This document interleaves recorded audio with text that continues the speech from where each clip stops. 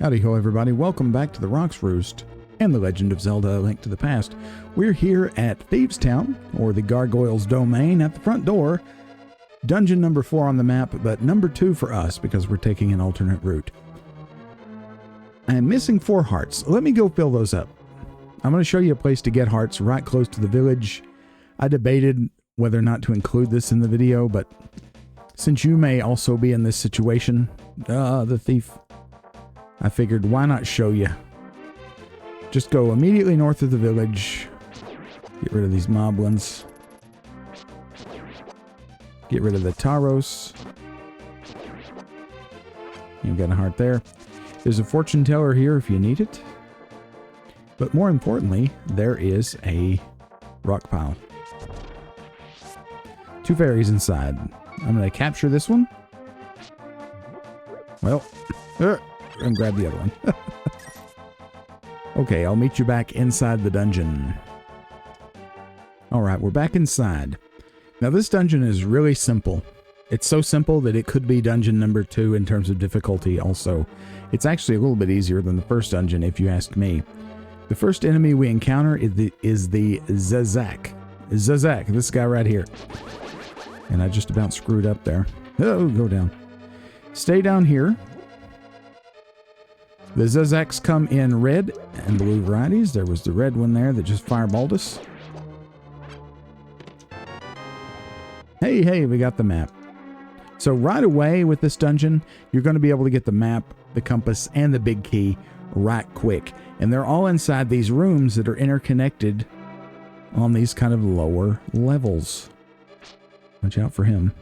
Watch out also for a rabbit beam that'll be coming up trying to get us right there. It was just in the screen for just a few seconds. You may not have seen it. A rabbit beam, of course, counteracts the moon pearl, but only for a brief period of time. Now, the flaming hot Cheeto you see wandering around, that thing is called a winder. Here's the compass. Just jump down. There's the rabbit beam. And here's the big key. Ha-da-da-da. So just like that, we have map, compass, key. Oh, I was going to show you what it does. But the corner got the beam. Anyway, it just turns you back into the bunny. That's why it's called the rabbit beam. Alright, up here we've got a big key door. Let's go ahead and go through it. Alright, here's the Stalfos. Go ahead and get rid of them with the ether medallion. Get them all 3 on screen. And that just makes quick work of them. Check the pots. Hey, there's a key. And a heart. Up here is nothing yet, but that room is a little bit questionable, eh? Anyway, head on down to this room. Use ether again. It uses a lot of magic, but if you use the strategy I told you about before, freeze and then break with the hammer, you see there, you're very likely, but not guaranteed, but very likely nonetheless to get magic jars. I'll show you what's under these pots. Watch out for the old glider there, or the winder, I'm sorry. I just call him the Cheeto. These fellas are nothing but trouble. These are called Gibos. Not Gibdo, but Gibo. When the core comes out, slash it. And you know what to do with anti-fairies by now. Don't go up. Go this way. The medallions won't do anything, so you have to deal with them the old-fashioned way. Which is a little tricky on the moving floor. 2 hits with the Master Sword gets them.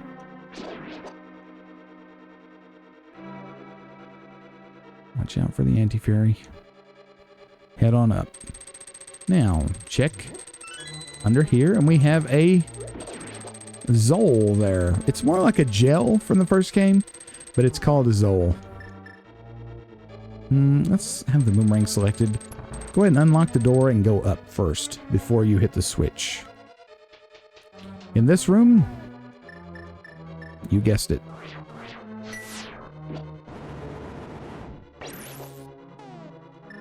With this technique, you generally have unlimited use of the medallions. You see, but you don't always get... Yeah, it's stuck in the wall. That's okay. Here we have bombs and a telepathy tile. Rock, it's me, Zelda. Don't be deceived by the magic of Blind the Thief. Be careful. So Blind the Thief. We've heard about him before. Is he the boss? Pull this and you get skull ropes. They're just Dark World's version of ropes.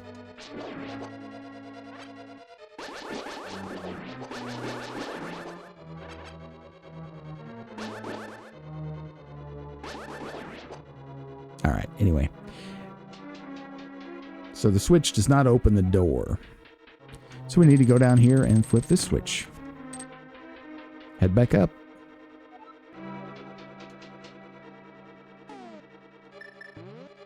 Plow through the pots with the hammer. And there's our switch. In the next two rooms, just dash. The green guy here, by the way, is called a Buzz. The Keese-like monsters that we froze in the room with the skull ropes, those are called Chasupas. I mentioned those in the video about Hyrule Castle, but I didn't mention them again here. If you didn't guess, maybe the hint of the bombs there under the skulls will tell you, or maybe this hint will tell you need to bomb the floor here. Check the map. Notice that we are immediately above the boss chamber, which happens to be that weird room down below. So just backtrack a little bit. Past the old Buzz. Down this way. That crack in the floor doesn't do anything. Alright, so you may think, oh wow, this is really dangerous. And it is. But here's the way to deal with these guys. Reset the switch. And head back upstairs. The position of the blade traps is set on entering the room and reset every time you re-enter the room. So when we go back down with the orange gate down, the blue gate up, they're harmless again. Get to the other side, make it blue. Wait here for the anti-fairy. Grab it. In this room, use ether. It won't work on the Gibo, but it will work on the Zezex. Playing hardball, are you?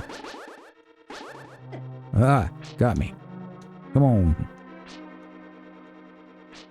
Sometimes they can be a little frustrating. Yeah, you got them. Don't worry about your frozen friends. They'll stay frozen. Notice the transparency of things like the magic jars is set to the same level as the Gibo. In here, just do a Bombos.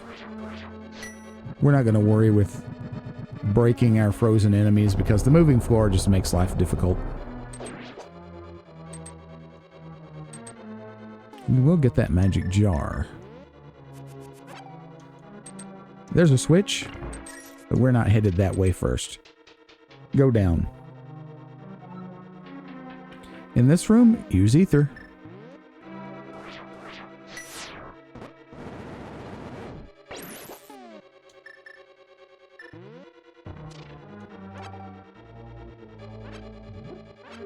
Got some arrows there. Got some arrows there. Killing the monsters opens that door, but don't go that way. Instead, pick up this block and head down. Here we can probably get away with the ice rod. If I can hit.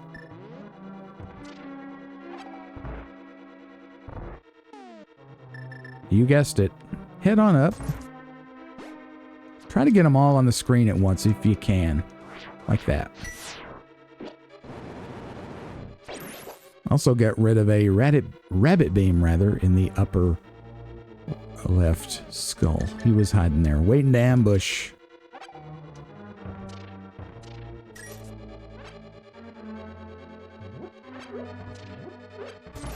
Knowing the hidden power of the ether medallion in a lot of ways trivializes many of the dungeons.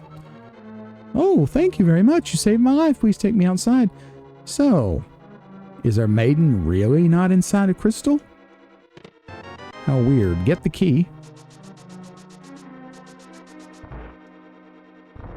Before we head outside, let's head this way. We got to get the treasure after all. Knock out this mole. And grab the treasure, the Titan's Mitt.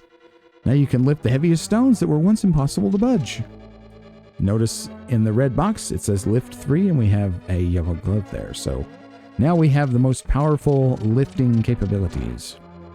Head back out. Go this way.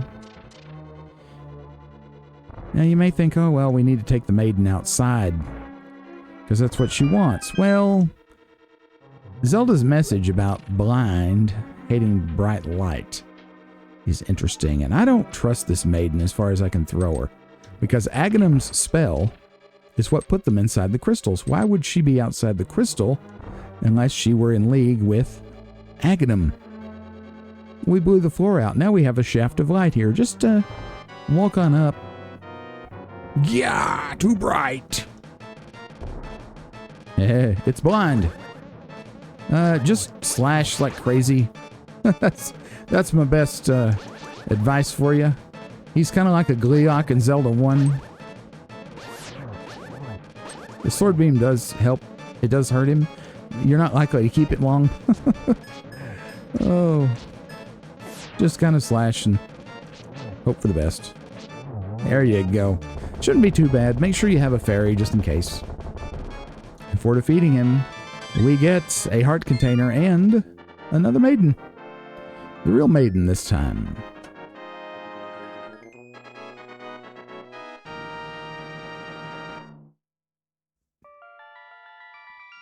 Let's see what she has to say.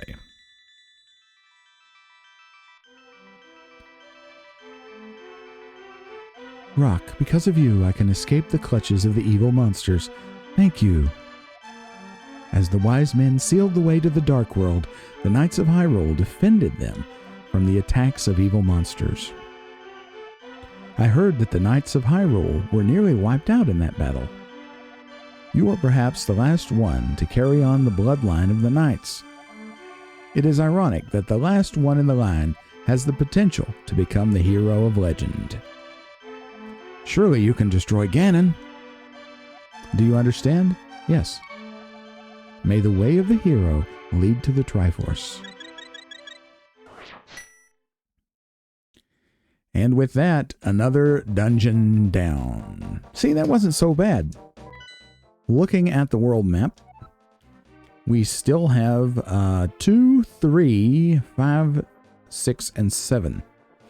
Now, the dungeon that I would typically do next would probably be dungeon number 6. And then do 5, and then do 3, and then do 2, and then do 7. And that was the order that won the poll on YouTube. If you are struggling with this, if you're playing along with this, and you're struggling a bit, you may want to do dungeon 5 next, because the blue mail is in there. It's kind of like the blue ring from the first Zelda. It reduces your damage by half. So that might be a strategy. However, going to dungeon 6 will greatly simplify a puzzle in dungeon 5. So, anyway, next time we will be looking at dungeon 6. We'll be playing dungeon 6. In the next part, we'll be using the Titan's Mitt and going around and collecting some heart pieces and some other fun stuff before we get ready for the next. I'm worried about this fool. We're worried about the next dungeon before we get ready for the next dungeon. Anyhow, thank you very much for joining me here in the Roost. I always appreciate your time and attention. If you like the video, please give me a thumbs up. If you haven't subscribed yet, please consider doing so. And leave a comment below telling me your stories about Zelda and A Link to the Past. I look forward to chatting with you very soon. For now, I'll bid you adieu wherever you are, whenever you are. And I'll see you next time. Bye-bye.